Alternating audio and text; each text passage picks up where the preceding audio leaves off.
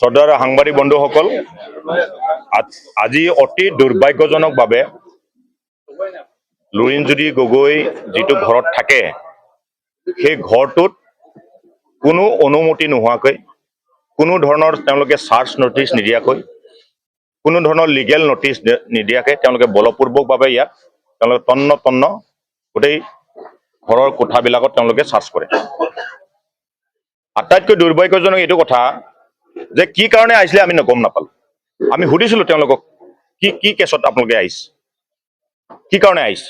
ইয়াত 2 ঘণ্টা ধৰি প্ৰায় 30-40টা পুলিচ তেওঁলোকে ইয়াত ৰৈ আছিল গেটৰ সন্মুখত, আৰু কিছু সংখ্যক গেটৰ ভিতৰত সোমাই আছিল। আমাৰ মানুহে বাধা দিবলৈ চেষ্টা কৰিছিল যে আপোনালোকে প্ৰথম আমাক জনাই লওক কি কেছত আহিছে। কোনো ধৰণৰ কেছৰ কথা তেওঁলোকে জনোৱা নাই। তাৰপিছত আমি সুধোঁ কাৰোবাক বিচাৰি আহিছে যদি আপোনালোকে বিচাৰি লওক, কোনোবা ল'ৰা এটাক বিচাৰি অহা কথা কৈ আছে, কেছটো আমাক দেখাওক আৰু ল'ৰাটো বিচাৰক। আমাৰ মানুহ তেতিয়া ইয়াত 15-20 জন মানুহ আছে। আমি বিচাৰিব ক'লো, বিচাৰিব কওঁতে তেওঁলোকে ওপৰৱালা কোনোবা আহি আছে বুলি কৈছে। কোন ওপৰৱালা আহিছে আমি ৰখি আছো যে আপোনালোকে ইয়াত থকাটো উচিত হোৱা নাই, কাৰণ গোটেই আমাৰ সমৰ্থকে মানে গম পাইছে যে ইয়াত পুলিচ কিয় আহিছে, মানুহ আহি আছে, গতিকে ল এণ্ড অৰ্ডাৰ চিটুৱেশ্যনৰ কথা এটা আছে, আপোনালোকে কমচে কম আমাক কথাটো জনাওক। তেওঁলোকে নজনাৰ পাছত তেওঁলোকৰ অমৃত ৰঞ্জন বৰ্মন বুলি এগৰাকী DSP আহিছে। তেওঁ অলপ দাদাগিৰি কৰি বলপূৰ্বকভাৱে তেওঁ অলপ মানে ভয় ভাবুকি খুৱাই ভীতিগ্ৰস্ত কৰাইছে আমাৰ মানুহক। কৰাই তেওঁ চাৰ্জ কৰিমে বুলি কৈছে, বিচাৰিমে বুলি কৈছে। ঠিক আছে, আমি কৈছো চাৰ্জ কৰক, কিন্তু আমি ৰেকৰ্ডিং কৰিম বুলি কৈছো। ৰেকৰ্ডিং কৰিম বুলি কওঁতে তেওঁলোকেও ৰেকৰ্ডিং কৰিম বুলি কৈছে। তেতিয়া তেওঁলোকে চাৰ্জ কৰিছে। চাৰ্জ কৰাৰ পাছত আমি সুধিলো যে এতিয়া আপোনালোকে কি কি পালে আমাক জনাওক। তাৰপিছত আপোনালোকে চাৰ্জ যে কৰিলে, চাৰ্জ নটিচটো আমাক জনাওক। চাৰ্জ নটিচটো আমাক জনাব লাগিব, বা লিগেল নটিচ কিবা আছে নেকি। মেজিষ্ট্ৰেট কিয় নাহিলে আমি সুধিলো। সোধাৰ পাছত তেওঁলোকে একো জনাব নোৱাৰিলে। তাই নিজে তেওঁলোকে ভয় খালে। ভয় খাই তেওঁ পলাব বিচাৰোঁতে আমি ৰখালো যে আপোনালোকে অলপ ৰখি লওক, আমাক কথাটো পাতিব দিয়ক, কথাটো পাতি লওঁ। তেওঁলোকে কথা নাপাতে। এতিয়া আপোনালোকৰ লগত আমাৰ কথা পাতিবলৈ বলপূৰ্বকভাৱে আমাৰ মানুহক একদম ঠেলা হেঁচা কৰি তেওঁলোকে একদম বলপূৰ্বকভাৱে তেওঁলোকে পলাইছে। গতিকে আমি গম পাইছো যে লুৰিণজ্যোতি গগৈক খোৱাং সমষ্টিত তেওঁলোকে জিকিব বুলি বিজেপিয়ে ভীতিগ্ৰস্ত হৈছে, ভয় খাইছে, শংকিত হৈছে। সেইকাৰণে হতাগ্ৰস্ত হৈ যোৱাকালি ইয়াৰ প্ৰাক্তন বিধায়কগৰাকী চক্ৰধৰ গগৈয়ে কেনেকুৱা তেওঁ আচাৰ ব্যৱহাৰ কৰিছে অসমৰ মানুহে সকলোৱে দেখিছে। কেনেকা তেওঁ অসমীয়া সংস্কৃতিবান আমি অসমীয়া মানুহ, তেওঁ কেনেকা ব্যৱহাৰ কৰিছে কেমেৰাৰ সন্মুখত, লুৰিণজ্যোতি গগৈ কেনেকে তাচ্ছিল্য কৰিছে, কেনেকে অপমান কৰিছে আমি সকলোৱে দেখিছো। কিন্তু কথাটো হ'ল তেওঁলোকে যোৱাকালি আমাৰ সমৰ্থক আৰু আমাৰ দলৰ কৰ্মকৰ্তাসকল যেতিয়া প্ৰচাৰ চলাই আছিল, চক্ৰধৰ গগৈ ঘৰৰ সন্মুখত ৰখাই তেওঁলোকক মাৰপিট কৰিছে। মাৰপিট কৰাৰ পাছত গাড়ীও ভাঙি দিছে, চুৰমাৰ কৰি দিছে। যেনে তেনেকে পলাই পেলাই তেওঁলোকে বাচিছে। সেইটোৰ ওপৰত আমাৰ দলে আমি গোচৰ তৰিছো। গোচৰ তৰাৰ পাছত এইসকলক তেওঁলোকে গ্ৰেপ্তাৰ কৰিবৰ কাৰণে কোনো ব্যৱস্থা লোৱা নাই। বৰঞ্চ তেওঁলোকে আমাৰ মাৰ খোৱা ল'ৰাবিলাকক, যিসকলে দুখ পাই আছে, হস্পিটেলত আছিলে, তেওঁলোকৰ ঘৰত তেওঁলোকে গৈ চাৰ্জ কৰিছে। ঘৰত গৈ তেওঁলোকে মানুহক ভয় ভাবুকি দেখুৱাই পেলাই তেওঁলোকে চাৰ্জ কৰিছে। কিন্তু যিসকলে মাৰপিট কৰিলে তেওঁলোকক গ্ৰেপ্তাৰ কৰা নাই। আৰু পৰহি ঘটনা আপোনালোকে সকলোৱে দেখিছে, প্ৰাক্তন বিধায়কগৰাকী চক্ৰধৰ গগৈৰ ভাতৃয়ে তেওঁ মুক্তভাৱে ৰাজপথত এগৰাকী তেওঁলোকৰ দলৰ মানুহক মাৰপিট কৰিছে। আৰু কি দেখুৱাইছে আমি নকওঁ, সেইটো আপোনালোকে সকলোৱে জানে। তাৰ লগে লগে যাকে তাকে মাৰিম বুলি কৈছে। যাকে তাকে মানে তাৰমানে দাদাগিৰি কৰিবলৈ বিচাৰিছে। গতিকে তেওঁলোকে ইতিমধ্যে গম পাইছে যে তেওঁলোকে খোৱাং সমষ্টিত বেয়াকে হাৰিব। এই কথাটো গম পাই তেওঁলোকে ষড়যন্ত্ৰ কৰিবলৈ আহিছে। এটা অভিসন্ধি লৈ ইয়াত পুলিচ প্ৰশাসন আহিছে। ইয়াত পুলিচৰ যিসকল নেতৃত্ব লৈছে কোনো কথাই নাজানে তেওঁলোকে। গতিকে আইনৰ কথা যদি নাজানে, সংবিধানৰ কথা যদি নাজানে, গণতন্ত্ৰ ব্যৱস্থা কৰি যদি নাজানে, তেওঁলোকে কোনো ধৰণৰ কোনো ফৰ্মেলিটিজ নোহোৱাকৈ, কোনো আনুষ্ঠানিকতা নোহোৱাকৈ কেনেকে তেওঁলোকে ইয়াত জবৰদস্তি জোৰ জুলুমভাৱে ইয়াত চাৰ্জ কৰিব পাৰিলে, বলপূৰ্বকভাৱে কেনেকে চাৰ্জ কৰিব পাৰিলে, এই কথাটোৰ জবাব তেওঁলোকে দিব লাগিব। তাৰ প্ৰত্যুত্তৰ আমি বিচাৰিম। এইটো আমাৰ দলৰ দাবী। তাৰ লগে লগে আৰু এটা কথা কৈছো আপোনালোকে সকলোৱে জানে যে যোৱাকালি নিৰ্বাচনটো সকলো ঠাইতে শান্তিপূৰ্ণভাৱে হৈছে। য'ত গণ্ডগোল হ'ব লাগে তাত হোৱা নাই। গণ্ডগোল হৈছে বিধায়কৰ ঘৰৰ সন্মুখত থকা, ঘৰৰ সন্মুখত হৈছে। ৰাজপথত তেওঁলোকে ৰাজপথ অৱৰোধ কৰিম কৈছে, আমাৰ মানুহ প্ৰচাৰৰ কাৰণে গৈছে, তাত এটেক কৰিছে। তাৰমানে তেওঁ গোটেই আইন কানুন তেওঁলোকে নামানে। যিগৰাকী 10 বছৰ বিধায়ক কালত একো কৰিব নোৱাৰিলে, বিধায়ক হৈ 10 বছৰ কালে একো কৰিব নোৱাৰিলে সেই মানুহগৰাকী এতিয়া শংকিত হৈ যাকে তাকে মাৰিবলৈ কোৱাটো কেনেকৈ উচিত যাকে তাকে তুচ্ছ তাচ্ছিল্য আমাৰ মহিলা এগৰাকী মাৰিছে আমি গম পাইছো মহিলা এগৰাকীক তেওঁলোকে কালি মাথাত মাৰিছে আমাৰ আছে মহিলা গৰাকী ক'ত গ'ল আছেনে হাজবেণ্ডক মাৰিছে মহিলাৰ সন্মুখত মাৰিছে গতিকে ৰখাব পৰা নাই গতিকে তেনেকুৱা ব্যৱস্থালৈ লৈ যাব বিচাৰিছে বিজেপিয়ে গতিকে আমি দাবী জনাব বিচাৰো যে অতি সোনকালে আমাৰ কৰ্মীসকলক যিসকলে জোৰ জুলুমভাৱে মাৰপিট কৰিছে তেওঁলোকৰ ওপৰতো তেওঁলোকে শাস্তি প্ৰদান কৰিব লাগিব অন্যথা আমি গণতান্ত্ৰিকভাৱে আমি যি প্ৰতিবাদ কৰিব লাগে যি সংগ্ৰাম কৰিব লাগে আমি কৰিম তাৰ লগে লগে যে ইয়াত যে কোনো ধৰণৰ অনুমতি নোহোৱাকৈ আনুষ্ঠানিকতা নোহোৱাকৈ বলপূৰ্বকভাৱে কোনো মেজিষ্ট্ৰেট নোহোৱাকৈ চাৰ্জশ্বিট নেদেখুৱাকৈ লিগেল নটিচ নিদিয়াকৈ যিসকলে ইয়াত তদন্ত কৰিবলৈ আহিলে যিসকলে তন্ন বলপূৰ্বকভাৱে লুৰিণজ্যোতি গগৈক বদনামী কৰিবলৈ কাৰণে প্ৰতিটো ৰুমত তেওঁলোকে বিনা অধিকাৰে তেওঁলোকে প্ৰৱেশ কৰিলে তাৰ ওপৰত আমি ব্যৱস্থা ল'বলৈ কাৰণে আমি দাবী জনাম ইলেকশ্যন কমিশ্যনকো দাবী জনাম জিলা উপায়ুক্তকো আমি দাবী জনাম আৰু জিলাৰ আমাৰ যিটো আৰক্ষী অধীক্ষক তেখেতকো জনাম আৰু আমি ওপৰলৈ লিখিম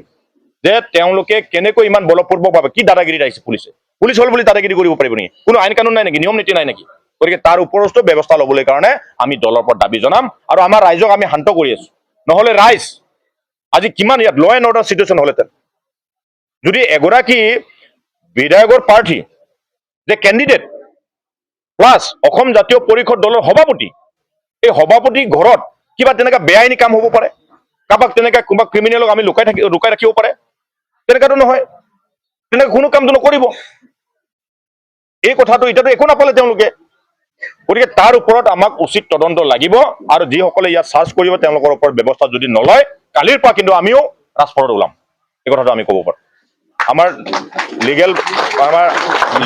লিগেল কাহিনীৰ ওপৰত যদি ব্যৱস্থা নলয় তেতিয়াহ'লে আমাৰ প্ৰত্যুত্তৰ সন্মুখীন হ'বলৈ কাৰণে সাজু হৈ থাকিব লাগিব 24 ঘণ্টা এতিয়া টাইম হৈছে 3টা বাজিবলৈ কাৰণে আৰু 10 মিনিট আছে কালি 3টা বজাৰ লগে যদি অমৃত ৰঞ্জন বৰ্মনক কোনো ব্যৱস্থা নলয় তেতিয়া আমাৰ সমৰ্থক সকলো ৰাজপথত আহিব আমি চক্ৰধৰ গগৈ নিচিনা ৰাজপথ অৱৰোধ নকৰোঁ ৰাজপথত আহিম এই কথাটো আমি তেওঁলোকক পুলিচ প্ৰশাসনক আমি জনাই দিছোঁ আমাৰ আৰক্ষী অধীক্ষকগৰাকীক আমি জনাই দিছোঁ ডিজিপিকো আমি জনাম পুলিচ একাউণ্টেবলক জনাম বুলি অলৰেডি দীপজ্যোতি গগৈ ডাঙৰীয়াই কৈছে আৰু আমি ইলেকশ্যন কমিশ্যনকো জনাম যদি তেওঁৰ ওপৰত বিহিত ব্যৱস্থা 24 ঘণ্টাৰ ভিতৰত নলয় তেতিয়াহ'লে আমাৰ ৰাইজ ৰাজপথত আহিবলৈ বাধ্য হ'ব এই কথা আৰু এটা কথা থাকি গৈছিল আমাৰ আজি এই যিটো কাৰ্যালয় ইয়াত আমি কাৰ্যালয় হিচাপে ব্যৱহাৰ কৰিছোঁ আমি থাকোঁ যিহেতু আমি সকলোৱে কাম কাজ কৰোঁ ইয়াত বিভিন্ন ধৰণৰ গোপন আমাৰ তথ্য আছে গোপন তথ্য মানে আমাৰ পাৰ্টি ৰিলেটেড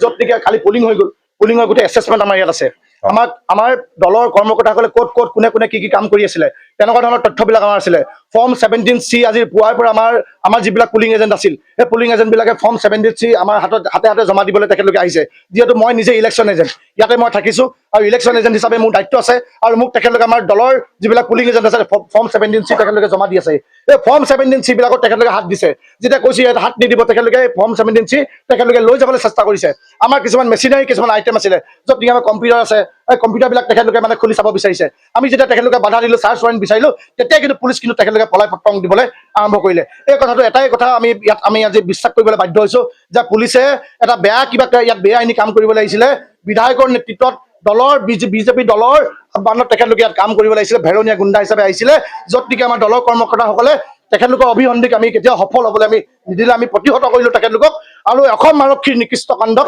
আৰু অমৃত ৰঞ্জন বৰ্মনৰ গুণ্ডাগিৰিক আমি প্ৰতিবাদ জনাইছোঁ আৰু এটা কথা কৈ দিওঁ আপোনালোকক পুলিচ একদম পুৰা দাদাগিৰি কৰি আহিলে পাছত যাওঁতে কিন্তু চোৰৰ নিচিনাকৈ গ'ল তাৰমানে তেওঁলোকৰ গাত দুখ আছে বলপূৰ্বকভাৱে দাদাগিৰি পুলিচৰ ড্ৰেছত তেওঁলোকে দাদাগিৰি কৰি আহিলে ভিতৰত তন্ন কি চালে কি চলে আমি নাজানো কি লৈ গৈছে আমি নাজানো অলৰেডি আমাৰ দীপজ্যোতি গগৈ ইলেকশ্যন এজেণ্ট তেওঁ কৈছে যে 17C ফৰ্মটো আছিলে এইবিলাকত তেওঁলোকে হাত দিছে যদি কিবা হেৰাইছে আমি চাব লাগিব এতিয়া আমি চাম তেওঁলোকেতো আমাক দেখুওৱা নাই কি চালে কি নাচালে আহোঁতে কি পুলিচৰ দাদাগিৰি পুলিচ একদম দাদাগিৰি নিচিনা আহিলে যাওঁতে কিন্তু চোৰৰ নিচিনা পলাইছে আপোনালোকে অকলে দেখিছে চোৰৰ নিচিনা পলোৱা নাই নে চবে চোৰৰ নিচিনা পলাইছে তেওঁলোকে গতিকে তাৰ প্ৰত্যুত্তৰ আমাক 24 ঘণ্টাৰ ভিতৰত আমাক দিব লাগিব যদি নিদিয়ে কালি কিন্তু আমাৰ ৰাইজ ৰাজপথত আহিব সাংবাদিক বন্ধুসকল, আমাৰ খোৱাং সমষ্টিবাসী ৰাইজ সকলোৰে আগতে আমি আজি এখন আমি প্ৰেছ মিটত আমি সকলোৱে বহিছোঁ। আমি সকলোৱে ঘটনাটো দেখিলোঁ। অমৃত ৰঞ্জন বৰ্মনৰ নেতৃত্বত, তেখেতৰ গুণ্ডা বাহিনী পুলিচৰ নেতৃত্বত যি অসম আৰক্ষীক আমি এটা জাতীয় অনুষ্ঠান বুলি আমি সকলোৱে ভাবোঁ, সেই জাতীয় অনুষ্ঠানটোৱে আজি এটা জাতীয় অনুষ্ঠানৰ এগৰাকী সভাপতিৰ ঘৰত আহি যিধৰণৰ অভদ্ৰ আচৰণ কৰিলে তাৰ আমি গৰিহণা জনাইছোঁ প্ৰথমে। দ্বিতীয়তে, এই পুলিচে আজি চাৰ্চ কৰিবলৈ আহিছোঁ বুলি কৈছে, হোম চাৰ্চ কৰিবলৈ আহিছে তেখেতলোকে। হোম চাৰ্চ কৰা কিছুমান নিয়মাৱলী আছে, আমি সকলোৱে জানো। আমি জানো যে ইয়ালৈ অহাৰ আগতে এখন চাৰ্চ নটিচ আমাক দিব লাগে, ইয়ালৈ অহাৰ আগতে এখন চাৰ্চ ৱাৰেণ্ট তেখেতলোকে দিব লাগে আমাক। কিন্তু তেনেধৰণৰ কোনো চাৰ্চ ৱাৰেণ্ট নাই, কোনো চাৰ্চ নটিচ নাই। তেখেতলোকে অনাধিকাৰ প্ৰৱেশ কৰিছে। আমি এটা ভাড়া ঘৰ লৈ আছোঁ, ইয়াত প্ৰাৰ্থীগৰাকী থাকে। তাৰ লগে লগে আমাৰ দলৰ যিসকল কিছুমান আমাৰ কৰ্মকৰ্তাসকল আছে, অফিচিয়েল যিবিলাকে কাম কাজ কৰি থাকে, তেনেকুৱা ধৰণৰ কিছুমান আমি সম্পূৰ্ণভাৱে লিগেলি আমি ইয়াত ভাড়া লৈ আছোঁ। সেই ভাড়া ঘৰৰ মালিকৰ না তেখেতলোকে কাৰোবাৰ অনুমতি লৈছে, না ইয়াত বসবাস কৰা যিসকল ব্যক্তি আছে, সেই ব্যক্তিসকলৰ কাৰোবাৰ যদি তেখেতলোকে অনুজ্ঞা লৈছে, তেনেকুৱা কোনো কথা নাই। তেখেতলোকে দুবাৰ ওপৰলৈ উঠি গৈছে। সেই সময়ত আমি দলৰ কৰ্মকৰ্তাসকল নাছিলোঁ। আমাৰ কেইজনমান কৰ্মকৰ্তা আছিল যিসকলে পুলিচক যেতিয়া কথা পাতিবলৈ গৈছে, পুলিচে তেখেতলোকে ভয় ভাবুকি দেখাইছে, চুচৰাই তহঁতক থানালৈ লৈ যাম বুলি ভয় ভাবুকি দেখাইছে। তাৰপাছত পুলিচ উঠি গৈছে। গোটেই খবৰ পাই আমাৰ দলৰ কৰ্মকৰ্তাসকল আমি যেতিয়া আহিলোঁ, আহি পেলাই আমি পুলিচক প্ৰথমতে চাৰ্চ ৱাৰেণ্ট বিচাৰিছোঁ, চাৰ্চ নটিচ বিচাৰিছোঁ। তেখেতলোকে কিন্তু দিবলৈ আমাৰ সক্ষম হোৱা নাই। গোটেই চিনিয়ৰিটো আমি ভিডিঅ' এটা ফুটেজ কৰিবলৈ আমি চেষ্টা কৰিছোঁ। আমাৰ ভিডিঅ' ফুটেজ কৰাত তেখেতলোকে অমৃত ৰঞ্জন বৰ্মনে আমাক প্ৰথমতে বাধা দিছে। তাৰপাছত নহয়, আমি ভিডিঅ' ফুটেজ কৰিম, আমি ভিডিঅ' কৰিম বুলি কোৱা দেখি তেখেতলোকে আৰক্ষীয়ে কৈছে, আৰক্ষী মানুহে ভিডিঅ' কৰক বুলি কৈছে, আমাকো কৰিবলৈ সুবিধা দিছে। তাৰপাছত তেখেতলোকে ওপৰলৈ উঠি গ'ল। আমি ভাবিছোঁ যে তেখেতলোকে সম্পূৰ্ণ ফৰ্মেলিটিজ কৰি আহিছে, কিন্তু without any formalities, without any proper concerned, without any কোনো তেওঁলোকৰ অনুজ্ঞা নথকাকৈ তেখেতলোকে আহিছে। কেনেকৈ গম পালোঁ? যেতিয়া আমি তেখেতলোকৰ চাৰ্চ নটিচ আৰু চাৰ্চ ৱাৰেণ্ট বিচাৰিলোঁ, তেখেতলোকে দিবলৈ সক্ষম নহ'ল। আৰু এই চাৰ্চ ৱাৰেণ্ট আৰু চাৰ্চ নটিচ নোহোৱাকৈ যে তেখেতলোকে আহিছে, নিশ্চিতভাৱে তেখেতলোকে অসম আৰক্ষীৰ কাৰোবাৰ পলিটিকেল প্ৰেছাৰত আহিছে। তাৰ লগে লগে আমি সমগ্ৰ অসমবাসীয়ে দেখিছোঁ, আমাৰ সাংবাদিক বন্ধুসকলেও দেখিছে, কালি বিধায়কৰ ঘৰৰ সন্মুখত আমাৰ এখন বুলেৰো বাহন, য'ত নেকি আমাৰ সমষ্টি সমিতিৰ যিগৰাকী সম্পাদক সমুদ্ৰ বৰুৱা ডাঙৰীয়া, আমাৰ খোৱাং সমষ্টিৰ এগৰাকী জ্যেষ্ঠ আমাৰ বিষয়ববীয়া চিত্ৰকমল সন্দিকৈ, এই দুয়োগৰাকীয়ে যেতিয়া প্ৰচাৰ কাৰ্যসূচী চলাই আছিল, আমাৰ বুথে বুথে তেখেতলোকে কাম কাজ কৰি আছিল, ইলেকশ্যনৰ বা বাতৰি তেখেতলোকে সংগ্ৰহ কৰিবলৈ গৈ আছিল। বিধায়কৰ ঘৰৰ সন্মুখত তেখেতলোকে বিধায়কৰ কেইজনমান মানুহে তেখেতলোকে ৰাস্তা আবদ্ধ কৰি সেই গাড়ীখন তেখেতলোকে অকল নিৰ্দিষ্ট এই গাড়ীখন ৰখাই মাৰপিট কৰিলে, আমাৰ গাড়ীখন ভাঙি চুৰমাৰ কৰিলে। আমাৰ দুয়োগৰাকী যিগৰাকী আমাৰ দলৰ কৰ্মকৰ্তা আছিল, খুব বেয়াকৈ তেখেতলোকে গুলীয়াগুলীকৈ মাৰপিট কৰিছে, চোকা অস্ত্ৰৰে তেখেতলোকে আঘাত কৰিছে, খেদি মাৰিছে, দৌৰাই মাৰিছে। ৰাইজে দেখিছে, ভিডিঅ' ফুটেজো আছে, সমগ্ৰ অসমবাসী ৰাইজে দেখিছে।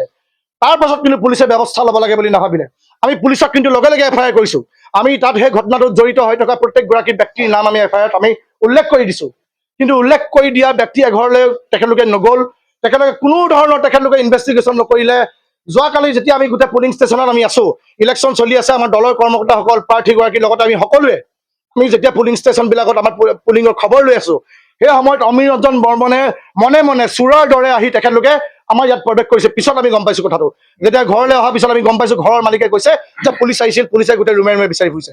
কালিও কোনো অথৰিটি নোহোৱাকৈ তেখেতলোকে আহিছে, যোৱাকালিও আহিছে, আজিও তেখেতলোকে কোনো উইদাউট এনি অথৰিটি। আমি গোটেই ঘটনাটো গৰিহণা জনাইছোঁ। গৰিহণা জনোৱাৰ লগে লগে আমি এই যিগৰাকী DSP অমৃত ৰঞ্জন বৰ্মন, এই অমৃত ৰঞ্জন বৰ্মনৰ ওপৰত আমি বিহিত ব্যৱস্থা গ্ৰহণ কৰিবৰ কাৰণে আমাৰ জ্যেষ্ঠ আৰক্ষী অধীক্ষকগৰাকীক আমি আহ্বান জনাইছোঁ। তাৰ লগে লগে গোটেই ঘটনাটো তদন্ত কৰিবৰ কাৰণে আমি পুলিচ একাউণ্টেবিলিটি কমিশ্যনলৈ আমি যাম। কাৰণ পুলিচে বলপূৰ্বকভাৱে কোনো এগৰাকী ব্যক্তিক হাত দিব নোৱাৰিব। পুলিচে কোনো নটিচ নোহোৱাকৈ কোনোবা ঘৰত প্ৰৱেশ কৰিব নোৱাৰিব। ইয়াত কোনো ক্ৰিমিনেল নাথাকে। ইয়াত এটা জাতীয় অনুষ্ঠানৰ এগৰাকী প্ৰাৰ্থী, যিগৰাকী প্ৰাৰ্থীয়ে খোৱাং সমষ্টিৰ পৰা তেখেতলোকে নিৰ্বাচন হৈছে, নিৰ্বাচন আয়োগে বৈধভাৱে প্ৰমাণ কৰিছে আৰু বৈধতাৰে তেখেতলোকে নিৰ্বাচন কমিশ্যনে তেখেতক নিৰ্বাচন খেলিবৰ কাৰণে পাৰ্মিশ্যন দিছে। তাৰপিছত অসম আৰক্ষী কোন হয়? তেখেতলোকে without any justification, without any notice কেনেকৈ ইয়াত প্ৰৱেশ কৰিব? এই কথাটো আমি গৰিহণা জনাইছোঁ। ইয়াৰ লগে লগে পুলিচ একাউণ্টেবিলিটি কমিশ্যনলৈ আমি যাম। তাৰ লগে লগে বিধায়কগৰাকীৰ যিগৰাকী ভেৰণীয়া গুণ্ডা আছিল, যিগৰাকী ভেৰণীয়া গুণ্ডাই কালি গোটেই ঘটনাটো সংঘটিত কৰিছিল, তেখেতৰ নাম আমি উল্লেখ কৰিছোঁ। জিলা পৰিষদৰ এগৰাকী বিষয়ববী এটা তেখেতৰ নাম উল্লেখ আছে। এই জিলা পৰিষদৰ বিষয়ববীগৰাকী গোটেই ঘটনাস্থলত আমি দেখিছোঁ, ভিডিঅ' আমি ফুটেজ দেখিছোঁ। সেই বিশেষ যিগৰাকী জিলা পৰিষদৰ বিষয়ববীয়া, তেখেতলৈ ধমকি খাই, তেখেতৰ ভয় খাই, তেখেতলৈ ধমকি খাই অমৃত ৰঞ্জন বৰ্মন ইয়ালৈ প্ৰৱেশ কৰিলে নি? আমি প্ৰশ্ন কৰিব বিচাৰিছোঁ। উচতনি দিছে, পুলিচক ভিডিঅ' কেমেৰাৰ সন্মুখত তেখেতলোকে পুলিচক থুৱাই দিছে, পুলিচক বেয়া ব্যৱহাৰ কৰিছে। বৰবৰুৱা থানাৰ যিগৰাকী ভাৰপ্ৰাপ্ত বিষয়া নিতু চেতিয়া নিতু চাংমাই সেইগৰাকীক পুলিচ বিষয়াগৰাকীক কালি বিষয়ববীয়া বিজেপিৰ বিষয়ববীয়াসকলে ঘটনাস্থলীত অপব্যৱহাৰ কৰিছে, দুৰ্ব্যৱহাৰ কৰিছে, কিন্তু অসম আৰক্ষীৰ নিমাত। এই কথাবিলাকৰ পৰা এটাই প্ৰমাণ হৈছে যে কালি যিটো ঘটনা মানে তেখেতলোকে কালি বেলেগ ধৰণে কাণ্ড কৰিব বিচাৰিছিল। একচুৱেলি এটা পুৰণি উৱলি যোৱা ঘৰৰ খবৰ পাইছো আমি, য'ত নেকি কিছুমান বেআইনী অনৈতিক কাম কাজ চলি আছিলে বুলি আমি খবৰ পাইছো। এই গোটেই বিষয়টোৰ পৰাই ঘটনাটো আচলতে সংঘটিত হ'ল। তাত কি ধৰণে কাম কাজ চলি আছিল, কি কৰিছিল, গোটেই কথাবিলাক আমি নাজানো বাৰু। আমি শুনা কথা, সংবাদ মাধ্যমত কথাবিলাক ওলাই আছে, আমি সেইকাৰণে কথাখিনি কৈছো, আমি নাজানো কোনেও। কিন্তু বিষয়টো হৈছে যেনেকুৱা ধৰণৰ ঘটনাই নহওক কিয়, তেখেতলোকে যি ধৰণে আইনে যি কথাবিলাক কয়, ভাৰতীয় ন্যায় সংহিতা BNS যিবিলাক কৈছে, BNSৰ মতে পুলিচে কিয় ফ'ল' কৰা নাই? পুলিচে আমাক প্ৰথমতে ইয়াত প্ৰৱেশ কৰোঁতে ঘৰৰ মালিকক পাৰ্মিশ্যন ল'ব লাগিছিল। ঘৰত মানুহৰ পাৰ্মিশ্যন লোৱাৰ লগে লগে তেখেতলোকে আমাক চাৰ্চ নটিচ আমাক প্ৰদান কৰিব লাগিছিল, চাৰ্চ ৱাৰেণ্ট আমাক দিব লাগিছিল। কিন্তু তেনেকুৱা ধৰণৰ কাম নকৰি তেখেতলোকে যে প্ৰৱেশ কৰিলে, তাৰ বিৰুদ্ধে সমগ্ৰ অসমবাসী ৰাইজক আমি সজাগ হৈ থ'বলৈ আমি অনুৰোধ জনাইছো যে এনেকুৱা ধৰণৰ আক্ৰমণ চলিব। কাৰণ তেখেতলোকে বিজেপি চৰকাৰখনে তেখেতলোকে ঘৰৰ মুখত যেতিয়া গুণ্ডাগিৰি কৰিব পাৰিছে, ঘৰৰ বাহিৰতো কৰিব পৰাটো, মুকলিমূৰীয়াকৈ তেখেতলোকে গুণ্ডাগিৰি কৰিব পৰাটো স্বাভাৱিক। আৰু সেইকাৰণে আমি এতিয়াও সময় আছে যাতে ল এণ্ড অৰ্ডাৰ চিটুৱেশ্যন ভংগ নহয়, ল এণ্ড অৰ্ডাৰ চিটুৱেশ্যনত যাতে কোনো ব্যাঘাত নজন্মে, তাৰ কাৰণে অসম আৰক্ষীয়ে ব্যৱস্থা গ্ৰহণ কৰিব লাগে। আমাৰ সমগ্ৰ অসম, আমাৰ খৱাংবাসী, আজি আমাৰ সমষ্টিবাসী ৰাইজ ইয়ালৈ আহিছে। আমি ৰাইজৰ লগত এতিয়া আমি আলোচনা কৰিম। আমাৰ সমষ্টি সমিতি আছে, আমাৰ বুথসকলৰ আমাৰ সমিতিবিলাক আছে, আমি এতিয়া ৰাইজৰ লগত আলোচনা কৰিম যে কেনেকুৱা ধৰণৰ আমি ব্যৱস্থা গ্ৰহণ কৰিম।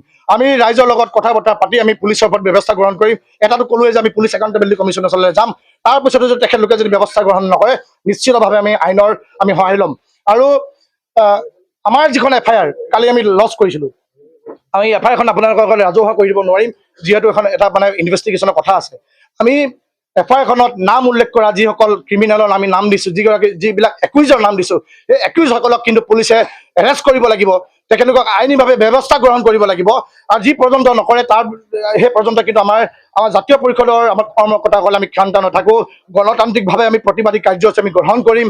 আৰু চক্ৰধৰ গগৈ ডাঙৰীয়াৰ নেতৃত্বত এই গোটেই ঘটনা ঘটিছে।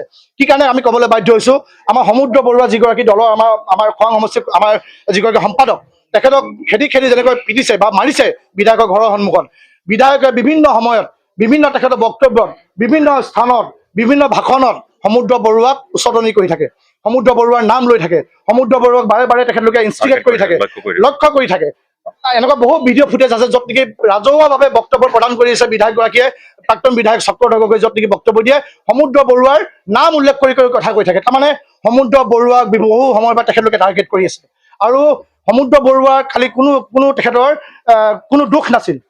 তেখেতে দলৰ কামৰ কাৰণে পুলিং ষ্টেচনে তেখেতে খবৰ লৈ ঘূৰি ফুৰিছে, আমাৰ তথ্য সংগ্ৰহ কৰি আছে যে কিমান পুলিং হৈছে, কিমান ভোটদান হৈছে।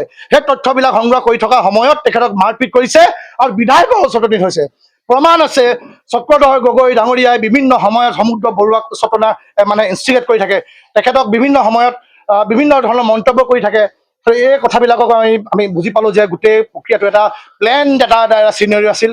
কালি তেখেতলোকে অকল মাৰপিট কৰাই কথা নাছিল, যাতে ইলেকশ্যনটো যাতে কালি খোৱাং সমষ্টিত যাতে অনুষ্ঠিত নহয়, ইয়াত যাতে খোৱাং সমষ্টিত কেইবাটাও পুলিং ষ্টেচন যাতে ইলেকশ্যনটো ৰৈ যাব লাগে, আকৌ নিৰ্বাচন হ'ব লাগে, তেনেকুৱা ধৰণৰ এটা প্ৰক্ৰিয়ালৈ তেখেতলোকে আগবাঢ়িছিল। যেতিয়া য'ত নেকি কথাবিলাক আমি গম পালোঁ, আমাৰ দলৰ কৰ্মকৰ্তাসকল সকলোৱে আমি এলাৰ্ট হৈ আছিলোঁ যাতে আনৱান্টেড কোনো চিটুৱেশ্যন নহয়, অপ্ৰীতিকৰ যাতে কোনো পৰিস্থিতি নহয়, আমি সকলোৱে কিন্তু এলাৰ্ট হৈ আছিলোঁ। তাৰ পাছতো তেখেতলোকে ইমান সাহস, পুলিচৰ সন্মুখত খেদি গুৰকৈ মাৰপিট কৰিছে। পুলিচ থিয় হৈ চাই আছে, ভিডিঅ' ফুটেজ ওলাইছে কোনে কোনে মাৰপিট কৰিছে। তাৰ পিছতো কিন্তু পুলিচে ব্যৱস্থা নলয়। আজি মাননীয় সভাপতি লুৰিণজ্যোতি গগৈ ডাঙৰীয়াৰ বাথৰুমে ৰুমে পাকঘৰে সোমাই তেখেতে আজি তেখেতৰ নাম বেয়া কৰিবলৈ কাৰণে চেষ্টা কৰিছে। এই অপশক্তিক আমি গৰিহণা জগাইছোঁ। অসম জাতীয় পৰিষদ দলৰ পৰাই নিকৃষ্ট কাণ্ডৰ কাৰণে আমি যিটো জাতীয় প্ৰতিষ্ঠান বুলি আমি কৈ থাকোঁ, জাতীয় অনুষ্ঠান বুলি কৈ থাকোঁ, অসম আৰক্ষীৰ জাতীয় অনুষ্ঠানটোৰ নিকৃষ্ট কাণ্ডক আমি গৰিহণা জনাইছোঁ। ইয়াৰ ডিব্ৰুগড় জিলাৰ সন্মানীয় জ্যেষ্ঠ আৰক্ষী অধীক্ষকগৰাকী এই অমৃত ৰঞ্জন বৰ্মনক যদি কিবা তদন্ত চলিও আছে, এই তদন্ত প্ৰক্ৰিয়া যদি হৈ আছে, তেখেতক এই তদন্ত প্ৰক্ৰিয়াৰ পৰা আঁতৰাই ৰাখিবৰ কাৰণে আমি আহ্বান জনাইছোঁ। কাৰণ গোটেই তদন্ত প্ৰক্ৰিয়াটো তেখেতে মিছলিড কৰিব, কাৰণ বিধায়কৰ পকেটত আছে তেখেতে, কাৰণ বিধায়কৰ ছত্ৰছায়াত তেখেতে ইয়াত প্ৰৱেশ কৰিছে। সেইকাৰণে অমৃত ৰঞ্জন বৰ্মন ডাঙৰীয়া গোটেই ইনভেষ্টিগেশ্যন প্ৰক্ৰিয়াটো নাইকিয়া কৰি যাতে নিউট্ৰেল যাতে এটা ইনভেষ্টিগেশ্যন হয়, তাৰ আমি দাবী জনাইছোঁ।